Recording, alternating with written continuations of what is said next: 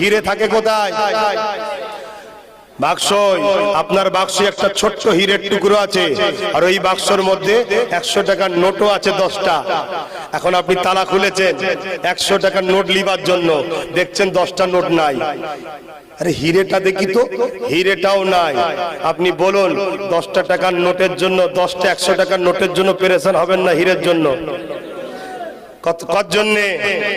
তো পুরুষ যদি রাত 12টায় ঘরে ঢোকে, বাপ অত টেনশন করে না, ও তো 100 টাকার নোট 10টার মতো আছে, যাকে যাই যাকে যাক।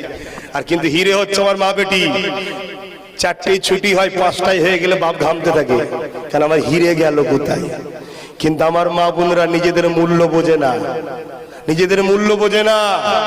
বিয়ে করার আগে 10টা পার্কে ঘুরে চলে এসছে, আর লাস্টে বিয়ে হওয়ার পরে ওর চুল ছিঁড়ছে, ওর চুল ছিঁড়ছে। তো খোদার মার, এ তো খোদার মার শুরু হয়েছে।